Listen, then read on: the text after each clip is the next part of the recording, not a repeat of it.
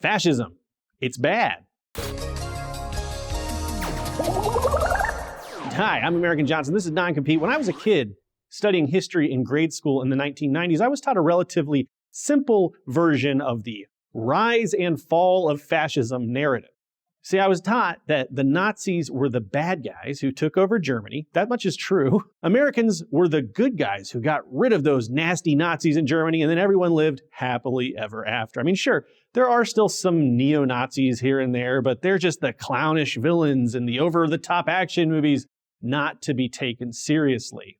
You're all pious cowards hiding behind your Jesus. Kill them all!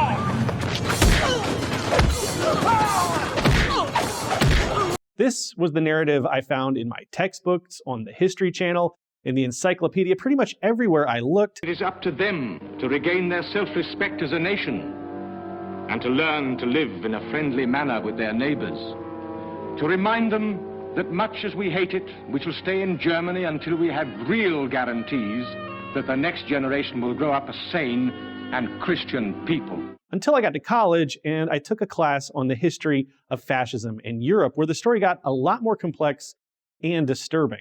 See, it turns out, as most of us can all too plainly see today, fascism did not die out in 1945. In fact, it's very much alive and well in the USA, and the question on a lot of people's minds is why? Why is fascism on the rise in the USA, Canada, Europe, and Australia, all around the Western world, when the Nazis and the Italian fascists were so clearly seen as evil enemies of freedom less than a century ago? Fair warning, you might not like my answer to this question, but I hope you will at least consider what I have to say. Fascism is not back in the West. It never went away. In fact, a direct line can be traced between the old regimes of Hitler and Mussolini and the fascists we are dealing with today in the USA and around the world. And indeed, Hitler himself borrowed many of his ideas directly from the ideology of the United States. And this is very important to understand. The seed of fascism was planted in the colonies of Europe, and the USA was the ideological center of colonialism. And this is why fascism is often referred to as colonialism brought home to the empire. Because what we have come to call fascism is really just the application of colonialist theories and practices in the imperial core. It should come as no surprise then that fascism never fell in the West like I was taught back in middle and high school. The core tenets of fascist ideology have always been present in what we call Western-style democracy, and fascistic practices have always been utilized by the capitalist state apparatus to varying degrees, going all the way back to the early days of the colonial administrations of England and France and Spain and the rest of Europe. And it's this compatibility between capitalism and fascism which explains in large part why denazification and other re-education programs in Germany and Japan and Italy and the other Axis powers left most of the real power brokers of Nazi society in power after World War II. Most of the capitalists who profited greatly under the Nazi regime, for instance, maintained their corporate empires after the war, just as many Nazi leaders stayed in power in Germany or were brought to the USA to become influential political figures in the government of their former enemy. As Michael Parenti explains in Black Shirts and Reds, under the protection of US occupation authorities, the police, courts, military, security agencies, and bureaucracy remained largely staffed by those who had served the former fascist regimes or by their ideological recruits, as is true to this day. The perpetrators of the Holocaust murdered 6 million Jews, 500,000 Romani, thousands of homosexuals, several million Ukrainians, Russians, Poles, and others, and got away with it, in good part because the very people who were supposed to investigate these crimes were themselves complicit. Now, none of this is to say that fascism is some kind of ever-present immortal enemy that is undefeatable. There are some places where fascism has been thoroughly defeated. As Parenti writes, in comparison to the capitalist West, when the communists took over in East Germany, they removed some 80% of the judges, teachers, and officials for their Nazi collaboration. They imprisoned thousands and they executed 600 Nazi party leaders for war crimes. They would have shot more of the war criminals had not so many fled to the protective embrace of the West. Now, in Western propaganda, this is usually presented as a bad thing, with the big, scary communists being way too mean to those poor little Nazis. Berlin would be at the mercy of the Red Army. Hitler's capital would be doomed. the Red Army was to be primed for its sweep into Germany by instilling in its ranks the deepest hatred of the German Wehrmacht. The widespread fear of Soviet vengeance and barbarism drove even the most cynical to continue fighting. Denazification in the West is soon halted. In the Soviet zone, it becomes a communist-style purge. But sorry, this is how we have to deal with fascism, especially when the core tenets of fascist ideology are so ingrained into our bourgeois civil society. If we don't ruthlessly deplatform, disempower, and otherwise smash fascism at every opportunity, then we are only opening ourselves up to fascists turning up the volume on their hateful ideology, given that it's already so deeply entrenched in so many aspects of our culture and society. So that's why we're producing this series on fascist America, to explore the origins of fascism, its roots in colonialism, its development in Europe, its infiltration into the highest levels of our government, and its dissemination to the public at large, with the hopes of arming anti-fascists with more knowledge about the nature of fascism so that we together can all be more prepared to smash fascism. So to kick things off, I figured it would be best to start with one of the first Nazi movements we've ever had in the US of A, the Free Society of Teutonia. In order to wrap your head around the Free Society of Teutonia and other German-American Nazi movements in the USA, you first have to understand Nazi Germany itself. The Nazis basically figured out that in order to build fascism in Germany, they'd need to stoke up nationalism based around the idea of a German identity. So they made up a bunch of really bad fake history which incorporated incredibly pseudoscientific ideas of race science to build the concept of the Aryan race. My scare quotes indicate that this is all BS, by the way. As an example, you know why Nazis love the swastika symbol? Because in the 19th century, there was a German archaeologist who found what he believed to be the lost city of Troy, with the Trojans. And there was a swastika pattern that was found in the ruins that were discovered. And the Nazis saw the swastikas in Troy, and they realized that they had similar swastika symbols in Germany. And they took a monumentally absurd leap in logic to conclude that the Germans must have built and ruled over Trojan society. And hopefully I don't have to explain how silly this is, especially since swastika symbols have been used like literally everywhere by all kinds of societies all over the world. And there's literally no other evidence that the Aryan race ever even existed, let alone that they ruled over Troy. It's just garbage history, garbage science, garbage ideology. It's all bullshit. Have I made myself clear that it's bullshit? So all of this, Nazism, the pseudoscientific notion of the Aryan master race, was really taking off in Germany immediately after World War I. And remember that the economy right after World War I in Germany sucked.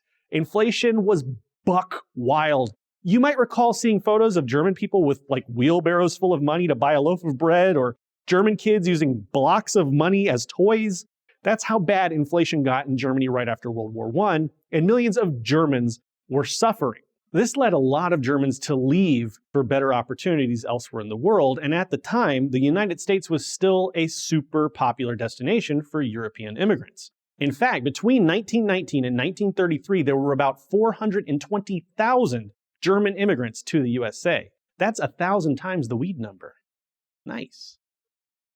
And to be sure, some of these immigrants were Nazis. That's not so nice. As professor in German history Sander A. Diamond wrote, not all of these immigrants came to the United States to settle. A handful were self-proclaimed émigrés from Weimar who hated the Republic and its leaders and lamented Germany's fate. Some of these men were members of Adolf Hitler's infant National Socialist German Workers' Party who came to the United States expressly to raise money for their cause. As early as 1921, Nazi-aligned German Americans began coming together in the USA, and in 1922, a local group of the German American Nazis was founded in Bronx County, making it the first overseas branch of the newly emerging Nazi Party in America. And dozens of other small Nazi groups formed in the decade to come, though one group would become the center of Nazi activity in the USA over the next decade. That was the Free Society of Teutonia. In 1924, 4 newly arrived immigrants from Germany founded the Free Society of Teutonia, which would quickly become the largest Nazi organization in America. Starting from Detroit, then establishing a base of operations in Chicago, the Teutonians began recruiting German Americans, German speakers, and spreading Nazi ideals across America. And over the next 2 years, they had raised hundreds of members, many of them formerly active in Hitler's circle. And over time, they began to model themselves after the Sturmabteilung, the Nazi brown shirts who were fighting in the streets to suppress communists and trade unionists and to otherwise intimidate, assault, and assassinate the enemies of the Nazi Party back home in Germany. And of course, this included a lot of violence against Jewish people. And in addition to anti-Semitism, the Free Society of Teutonia also adopted the personality cult of Adolf Hitler. According to Diamond, initially, Teutonia's leaders did not envision any future for National Socialism in the United States. Accordingly, America was a temporary home, a refuge from the Weimar system. They hoped to return to Germany upon Hitler's advent to power. So all through the 20s, the Nazis were basically okay with this organization existing. I mean, the German Nazis were okay with the Free Society of Teutonia.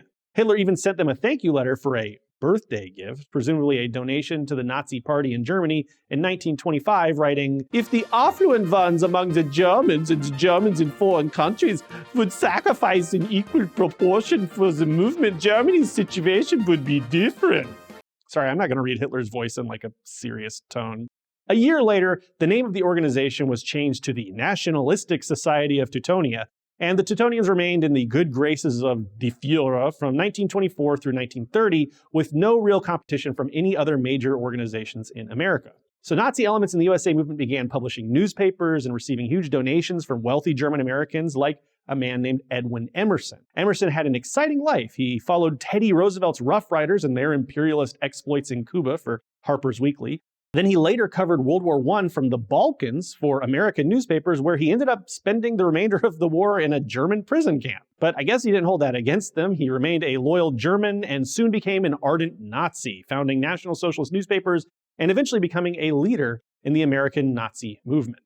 But donations from wealthy German Americans like Emerson were insufficient to keep the newspapers and the Society of Teutonia alive, and the American Nazi movement began courting the Republican Party, promising to deliver German American support to Herbert Hoover's presidential campaign in exchange for $20,000 in funding. They were a bit late to the party, though, having made this request just 4 weeks before the election, but that would not be the end of the Nazi Party's courting of Republicans in the USA. In fact, the next campaign, when Roosevelt ran, they did get some funding from the Republicans. Now, through the 20s, a single leader of the Society of Teutonia emerged, and he was a man named Friedrich Giesibel, also known as Fritz Giesibel. Now, Nazis are a bunch of power-hungry assholes, and if there's one thing that they love, it's power struggling with each other and betraying each other and shit like that. So the history's going to get a little complicated here, so just bear with me. After Hitler consolidated power and eliminated his chief rivals, the Strasserists, in 1930, he was like the king of the Nazi Party. He had all the control. And the Nazis were getting pretty excited about that because they felt like with Hitler in power, they were going to soon take state power. And they were right. In 1933, they would take state power. So Giesibel decided in 1930, as Hitler was consolidating power, that it was time to gain official recognition from the German Nazi Party in Germany. But there were a few German Nazi Party members, that is to say, actual members of the German Nazi Party, the one in Germany, who were living in the USA around that time. And they saw Giesibel and his Free Society of Teutonia outfit as a bunch of phonies because the Society of Teutonia was comprised largely of non-German Nazi Party members. In other words, there was kind of a split between the Nazi German Americans who were members of the German Nazi Party in Germany and the Nazi German Americans who were members of the Nationalistic Society of Teutonia. So the German Nazi Party members who lived in New York City sprung into action in May of 1931, appealing to the overseas section of the German Nazi Party. It turns out the German Nazi Party wasn't really that impressed with the Nationalistic Society of Teutonia and felt they weren't doing that great of a job reaching out to German Americans. Membership was pretty low. So the overseas section decided to officially recognize the German Nazi Party members in New York as an official department, or Gau, of the Nazi Party. And they called it New York Gau. In a matter of weeks, local units of the New York Gau were established in Seattle, St. Louis, Milwaukee, and Chicago, and this network of Nazi organizations came to be known as the Gau USA. And by September, its membership was around 1,500. So let's just break this down. You have Gau USA, which is an official German Nazi Party recognized organization with membership that included real German Nazi Party members. And then you had the Nationalistic Society of Teutonia, which was mostly composed of non-members of the German Nazi Party. So there was this split. The Society of Teutonia had spread to 5 major American cities by around this time, but it was suddenly thrown into crisis. Teutonians who were real German Nazi Party members began to jump ship to become part of this real Nazi GAU USA, and this led to a period of more power struggling and chaos within both GAU USA and the Society of Teutonia. And Giesibel tried to take over GAU USA, but he failed. So then he tried rebranding the Nationalistic Society of Teutonia, formerly known as the Free Society of Teutonia, one more time, this time changing the name to the Friends of the Hitler Movement in October of 1932, but by then the writing was on the wall. So 6 months later, in March of 1933, Giesibel decided to dissolve the Friends of Hitler, the organization formerly known as the Society of Teutonia, and he decided to play nice with the other members of GAU USA, fearing that more political gamesmanship would alienate him from the Nazi Party in Germany. So in the end, GAU USA began to stabilize. Giesibel and the other former members of Society of Teutonia integrated into it, and the German Nazi Party began to consider GAU USA as a permanent part of the global Nazi Party machinery, which started to kind of change the minds of the leaders of the GAU, including Giesibel. They began to see the USA as a permanent home for Nazism, where they could build a stable Nazi Party organization. Remember, most of these Nazi German Americans planned to eventually go back to Germany until this point in time. Now they're starting to see America as a place to kind of put down roots, Nazi roots. Ugh. In May of 1933, Hitler's deputy Führer, Rudolf Hess, authorized a German immigrant named Heinz Spanknübel, an old friend of Fritz Giesibel and a party member who had also long been a member of the Teutonians, to develop a new American Nazi organization, this time under the direct command of German Nazi leadership. This organization was called Friends of the New Germany. It absorbed membership from the Society of Teutonia, what was left, and GAU USA, often using force and intimidation, as the Friends of New Germany had absorbed the brown shirt uniformed fighting division known as the Ordnung Dienst, or Uniform Service. And Spanknübel used them to great effect in enforcing order in the newly formed organization. If you tried to oppose Spanknübel, then he would kind of scare you with his brown shirts, and in that way he kind of enforced order. And finally, there was one unified Nazi organization in the USA. Spanknübel did have a brief power struggle with the president of the Friends of New Germany, Edwin Emerson. Remember that guy? The guy who went out with the Rough Riders and all, the rich dude? But in the end, Spanknübel came out on top as the undisputed Führer of the Friends of New Germany. So after all that power struggling, we have Spanknübel, the German Nazi Party member, the former member of the Free Society of Teutonia, on top. Giesibel is playing ball. Everything's rolling along. Now let's go back to Emerson for a minute, because this is important. Emerson had a lot of wealth and connections, and therefore he maintained an important role even after Spanknübel took power. He served as a liaison between the Nazi organization and powerful capitalist interests in the German American community. And in this manner, the Friends of New Germany were following the same formula which had worked so well in fascist Italy and Nazi Germany, forging alliances with capitalists and fighting to suppress and intimidate communists and other working class organizations as a means to gain power.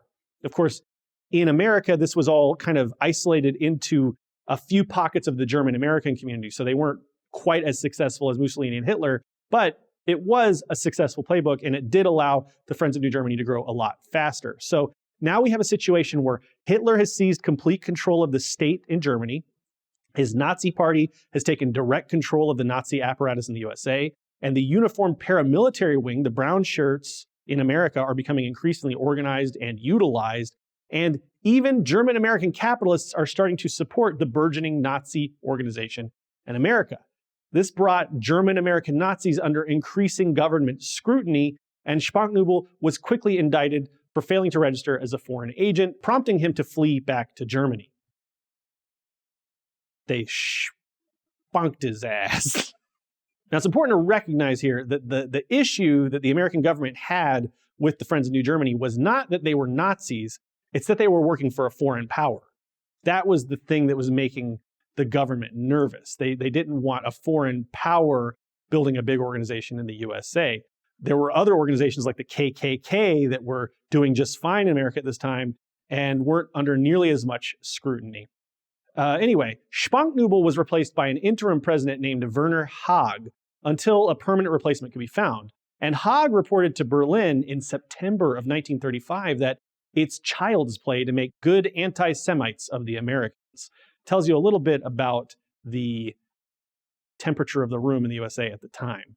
Finally, in November of 1933, Fritz Gesibel's patience paid off, and he was declared Führer of the National Socialist Workers' Party in the USA, now known as Friends of the New Germany. He had achieved his dream of being the biggest shitbag Nazi in America. So now that America's Nazi organization had a clear leader, Gesibel, the German Nazis wanted a clear statement of goals and intent. Gesibel dragged his feet for a while, prompting some stern orders and reprimands from Germany, demanding a written party program. And finally, in November of 1933, Friends of New Germany delivered its party program titled the November Program. The November Program, Nazism with American characteristics. The November Program asked, what does the New Germany mean to us? And it was basically a racist, anti-Semitic screed claiming that Jewish people secretly controlled the USA and that Americans should wake up to the threat of international Jewish conspiracy. And, it was also really hateful towards black people. So the usual Nazi bullshit. The American Nazi program made it clear that National Socialism was explicitly for German people in America, since they alone had German blood. The American Nazis claimed that German people comprised the majority of America's population and that they should therefore organize on the base of race to achieve their political goals. But they did see Anglo-Saxons as their conspirators in the USA, and they basically proposed to form a united front of white people against Jewish people, black people, and other minorities. The biggest change in this new party program was in the widening of its target audience. The American Nazis no longer limited their appeals to newly arrived German immigrants. They were now reaching out to all German Americans, trying to wake up feelings of Germanness in German communities which had lived in the USA for many decades. One Friends of New Germany propagandist, Walter Kappa, wrote, "One can be a good American and also a good German." And, speaking as a citizen of the United States, I feel like it's important to ask ourselves this question. What does it mean that the very first Nazis in the USA saw no contradiction between being a good Nazi and being a patriotic American? These Nazis were very proud of the history of the USA, and they picked up this attitude directly from their Führer, Adolf Hitler, who praised American settlers extensively and often for committing genocide against indigenous people and for brutally oppressing black people and other minorities. And these early American Nazis even proudly proclaimed that George Washington was the first fascist and hailed Hitler proudly in front of American flags. This seeming compatibility between Americanism and Nazism is something we'll explore in more detail in our next episode on the German-American Bund. But for now, I just think it's important to note that from the perspective of the first Nazis in the USA, the American government and the dominant white culture were seen as innately fascistic in nature, making the USA a friendly, compatible place for German National Socialists to call home. In addition to being anti-Semitic, the Friends of New Germany were, of course, explicitly anti-communist. They harassed and infiltrated communist organizations and accused communism in the USA of being a Jewish conspiracy. American Nazi newspapers asked, how can we protect our children from Marxism and the Jews? So these were terrible fucking people, if you haven't noticed already. Professor Diamond writes that American Nazi newspapers had painted the picture of a dishonored and disgraced fatherland in the hands of Eastern Jews and communists controlled by Jewish Moscow and Germany. However, the real German man would come to power and make short shrift of the Republic, the Jewish communists, and those responsible for 1918. If you'd like a deeper understanding of exactly why fascists are anti-communist, check out our documentary on the functions of fascism. There's a link in the description. But long story short, fascism exists to eradicate organized working class movements and to serve the rational interests of the capitalist class. German American Nazis and their newspapers had relatively low circulation throughout the 1920s, but they helped to plant the seeds in tying anti-communism to anti-Semitism in the USA, and influenced such powerful figures as Henry Ford, whom anti-fascist and Jewish organizers and newspapers from the period accused Henry Ford of contributing financially to German-American Nazis. And regardless of whether or not Ford donated to the Teutonians or any other Nazi organizations, he was himself a rabid fascist and an admirer of Hitler. And that'll be the subject of a future episode of this series. So be sure to subscribe if you want to see what a shitty fascist Henry Ford was. In 1933, Giesibel became the first person to raise the Nazi swastika in the USA at the Chicago World's Fair, and the Friends of New Germany only grew in prominence and membership from there. At its high point, the Friends of New Germany reached a membership of about 10,000 members. By December of 1935, the international situation for Nazi Germany was beginning to change. Although Giesibel seemed to be having some success in building up the Friends of New Germany organization, the American government was becoming increasingly anxious about Germany's militarization and saber-rattling in Europe, and this was prompting more investigations into the German-American Nazi movement. And the movement was causing increased diplomatic tension between the USA and Germany. As such, Rudolf Hess called Giesibel and his fellow American Nazi leaders back to Germany, ordering that the Friends of New Germany be dissolved in March of 1936. But that would not be the end of Nazism in the United States. Indeed, it was really just the beginning. As the Nazis were preparing for their war of conquest in Europe, they hoped to maintain American neutrality. And this called for a new kind of Nazi organization in the USA. And that organization would be the German-American Bund, which would rapidly rise in America, pulling in tens of thousands of members and setting up camps in major cities across the country. But we'll save that story and the legacy of the German-American Nazi movement in today's fascist America for our next episode. As for Fritz Giesibel, he stayed in Nazi Germany. He founded an organization for German Americans who had returned to Germany in 1938. And during the war, he became an SS commander who was active in Poland from 1941 through 1944. Remember, Poland is where the SS committed a lot of horrific atrocities. After the war, Giesibel spent 18 months in an Allied prison, and presumably after his release, he lived a peaceful life in Germany until his death in 1964. Of course, that was West Germany. If he was in East Germany, I don't think he would have lasted that long. I hope you've learned something from this episode of Fascist America. If you have, and you want to learn more about the development of fascism in America, I hope you'll subscribe. I promise you there are some wild stories to come, from the alliance of American Nazis with the KKK, to the integration of Nazi war criminals into the Republican Party in the post-war era, to Henry Ford's Nazi square dancing program. There is, unfortunately, a lot to explore in fascist America. So be sure to subscribe and consider supporting us on Camaraderie or Patreon, because without the support of our wonderful audience, producing this content simply would not be possible. That's all for now. I'm EJ. This is Non-Compete. Please take care of each other. We'll see you next time.